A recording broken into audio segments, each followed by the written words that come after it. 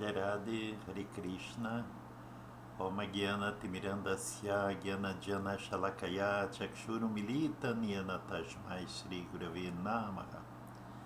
Vou colocar aqui hoje um trabalho que eu fiz há acho que bem mais que 15 anos. Foi um trabalho de pesquisa, olhando os ensinamentos de Sridhara Maharaj, Govinda Maharaj e outros acharyas. Eu montei um trabalho que eu chamei de A Alma ou A Origem da Vida, e consegui resgatar. Já tinha perdido esse vídeo, consegui resgatar. A qualidade é bastante pequena devido ao tempo e as condições que foram feitas na época. Peço que desconsiderem a qualidade técnica, mas preste bastante atenção no conteúdo, que é muito, muito, muito bom, muito interessante. Haribol, Jai Radhe, Hare Krishna. Vachakalpatarubhascha kripa sindhubhya vacha patitanam pavanebhyo vaishnavebhyo namo namaha. Se você achar que vale a pena, dá um joinha e se inscreva no canal.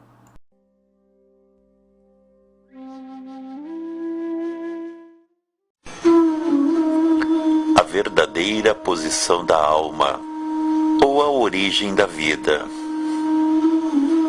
No Srimad Bhagavad Gita, mais famosa escritura védica da Índia, e muito popular por ser aceita por todos os segmentos religiosos da cosmologia védica, Sri Krishna, o Supremo Absoluto, ensina ao seu amigo e querido discípulo Arjuna a verdadeira condição da alma.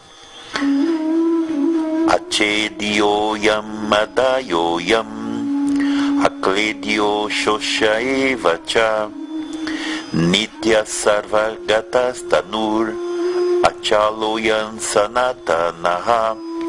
Traduzindo, a alma individual é irrompível e insolúvel, e não pode ser queimada e nem seca.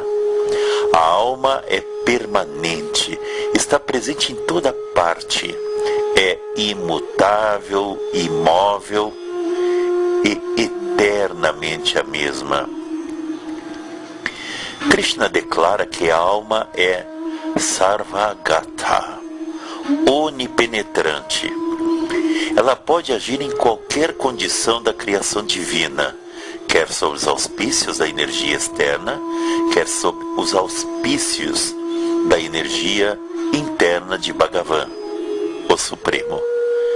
E que além disso, ela é Achala, imóvel.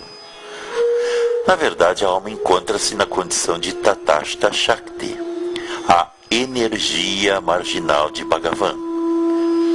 Segundo os grandes mestres e acharyas do conhecimento védico transcendental, esta energia se situa numa região intermediária entre o oceano causal e a criação material. O ser, Jiva, que se situa nessa posição, tem o livre arbítrio de escolher onde se abrigar. Ele pode viver tentando desfrutar da posição de Purusha, sob os encantos dos prazeres efêmeros, na energia externa, sob as leis do dualismo, ou pode desfrutar de uma vida mais saudável, como serviçal eterno dos sentidos do Mahapurusha, Deus, num mundo não dual. Os Puranas, escrituras, leva à conclusão que desfrutar de uma atmosfera não dual, apropriada para uma entidade não dual, como Jiva, o ser, servindo aos sentidos de Bhagavan, Deus, e sendo reciprocada por Bhagavan com a gratificação dos seus sentidos, é muito mais saudável para a entidade viva.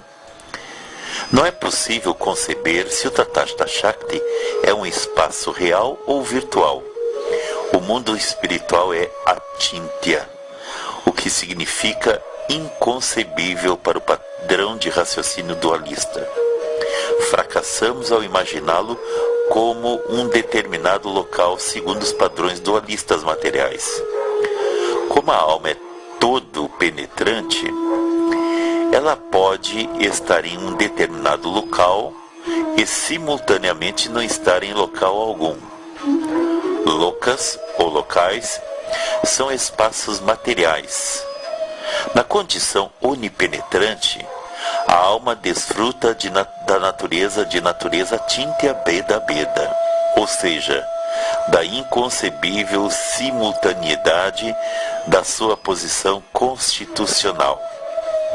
Esta realidade dualista que vivemos é apenas uma realidade virtual, criada pela energia externa.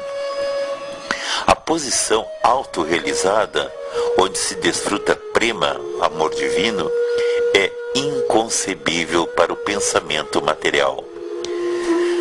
Praticamente, todo conceito de vida na cultura ocidental está baseado num conceito de vida corpórea, isto é, de identificação com o corpo físico.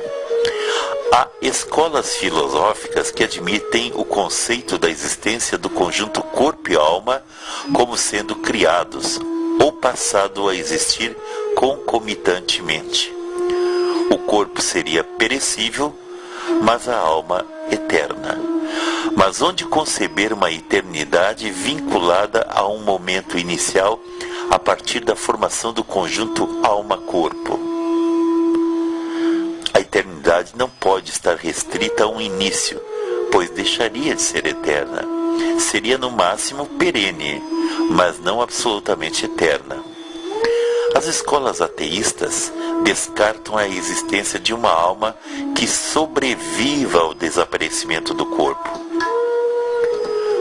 Após a morte do corpo, a entidade viva estaria sujeita ao desaparecimento completo.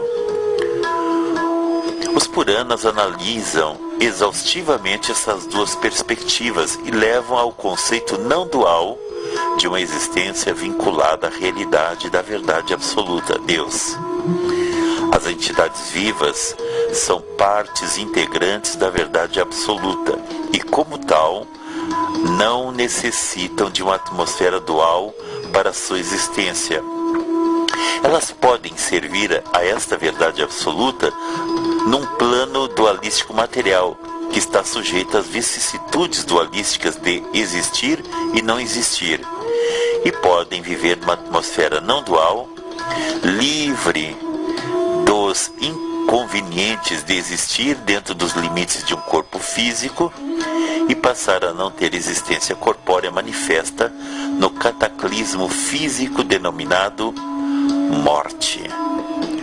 O Śrīmad Bhagavatam, conhecido e aceito por todos os mestres como o Purana Imaculado, define maravilhosamente esse assunto num diálogo entre Krishna e Uddhava. Krishna explicou anteriormente estes conceitos de vida e morte corpórea a Arjuna num campo de batalha, num momento decisivo e de muita expectativa. Arjuna, apesar de ser extremamente inteligente por ter assimilado todos os ensinamentos de Krishna em pouco menos de uma hora, era um guerreiro, um kshatriya em sânscrito. Não é de se esperar que especialistas em artes marciais sejam grandes filósofos. Portanto, Krishna fez questão de explicar detalhadamente os mesmos pontos filosóficos a Uddhava, um pouco antes de abandonar esse planeta. Uddhava era um grande filósofo e, além disso, era o ministro mais arguto de Krishna, sendo notável pela sua inteligência e preparo psicológico. Ele era tido como o mais perito analista de todas as circunstâncias duais que se pode conceber. Portanto, Krishna tem o mesmo diálogo que teve com Arjuna e que se tornou famoso com o nome de Bhagavad Gita, com Uddhava. E esse diálogo está no 11º canto do Śrīmad Bhagavatam. E a respeito deste conceito de vida e morte corpórea, Krishna faz questão de salientar a posição definitiva.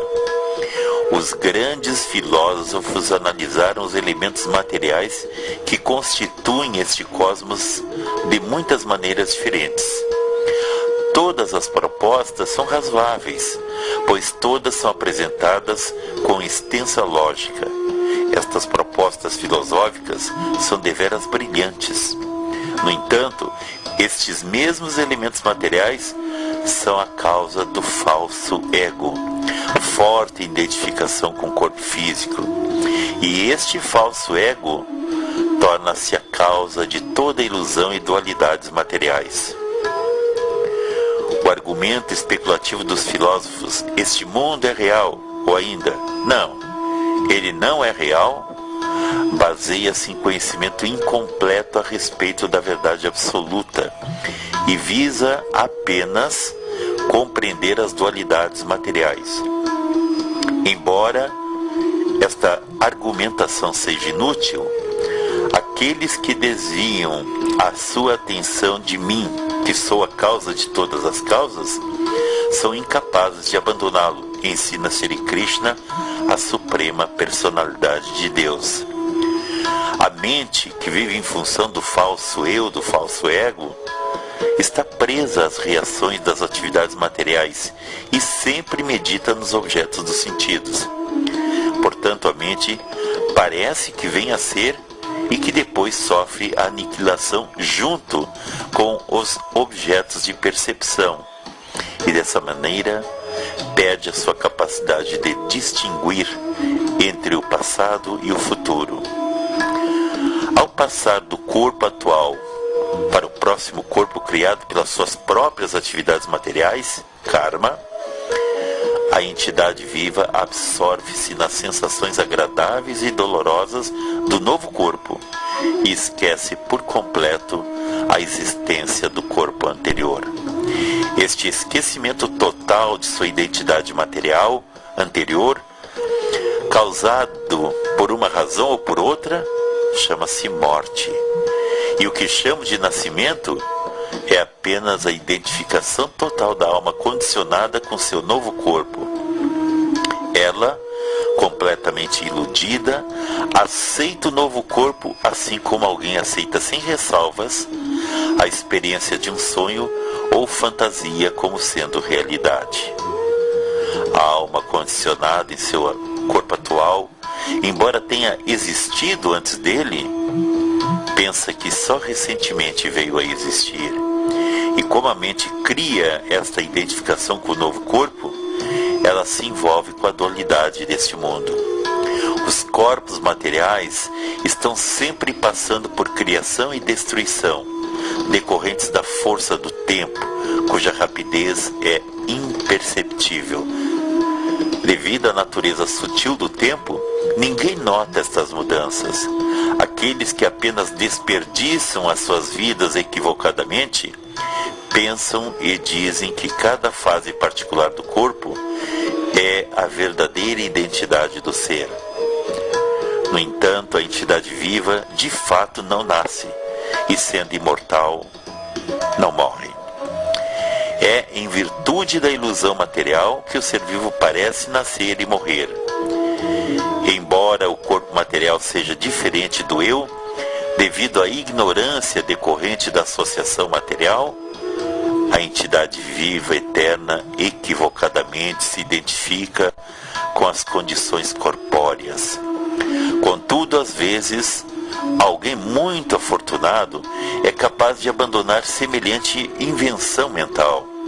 Quem compreende de modo realista a criação e destruição dos corpos materiais já não está sujeito a estas dualidades. Mas o ser humano sem inteligência, incapaz de distinguir-se da natureza material, pensa que a natureza é real. E devido ao contato com ela, acaba ficando completamente confuso e entra no ciclo da existência material que o faz divagar por diferentes corpos como reação às suas atividades dualísticas. Goura Premanandi.